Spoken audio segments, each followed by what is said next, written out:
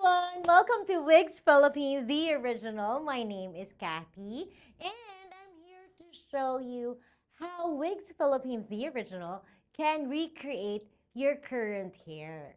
So we're not just here to create a wig that you like or anything na gusto nyo, but then we can actually mimic or recreate exactly what you currently have. So for those na um, mag-undergo ng treatment or kailangan ng haircut, but then gusto nyo pa din ma-keep yung current look ninyo, please stay tuned and watch the video until the end because I'm going to show you how we can make it happen. All right?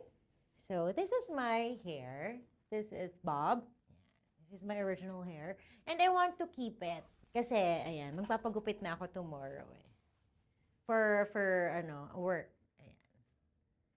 But then, I'd like to keep my hair. So, ito yung solution sa ating problem. Ayan. Di ba, Bob?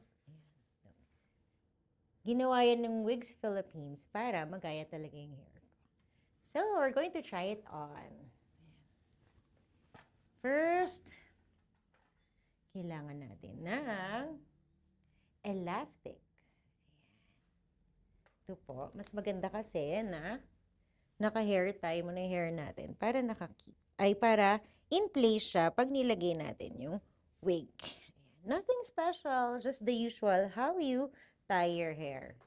The next, lalagyan natin ng wig grip. Ito kasing wig grip na to. Sorry, baliktad. Ayan. Ayan, dito kasi kakapit yung wig natin. So, gagawin natin, ayan, kung nasa yung hair part ninyo, dapat nandun tong lace. Why? Kasi, ayan yung magpapamukha na natural looking yung ating hair. Tapos, ayan, ayusin natin. Tama ba? Ano pa? Ayan, mukha naman maayos. Pasado na ba? Okay, so ayan, kamay po yan ni Agustin. Ayun, so ayusin nyo lang siya. O, diba? Ang bilis.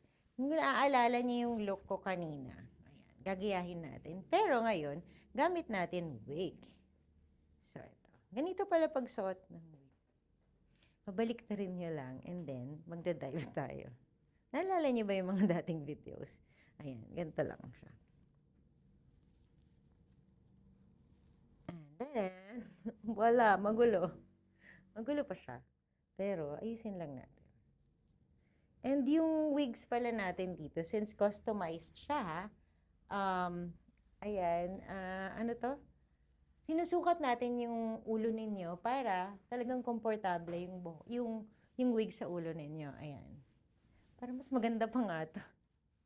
Ayan. So, ayan. Feeling ko naman na-achieve naman yung hair natin. So, for those who think na na-achieve yung hair ng Wigs Philippines, yung hair ko, kanina, please comment down below or mag-heart kayo dyan.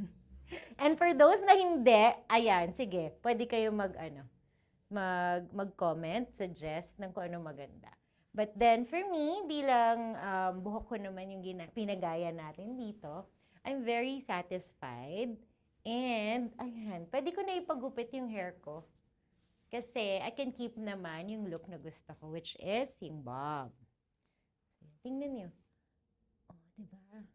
Parang yung scalp pa din natin. If you would remember, may wig grip. Tapos ito yung part na may lace. So, dyan nyo lang ilalagay. Ayan, ang lambot. Super lambot. 100% human hair yan. Parang mas maganda pa nga siya. Kasi, tingnan nyo, wala siyang white hair. Diba? So, yan kasi yung problem ko din. Isa sa problem ko, may white hair na. So, there. This is how Wigs Philippines recreate our current look. Ayan. So, kung gusto niyo magkaroon ng ganito, all you have to do is to shoot us a message or, ayan, set kayo ng schedule po for free consultation and we'll be more than happy to help you out na ma-recreate yung current look ninyo.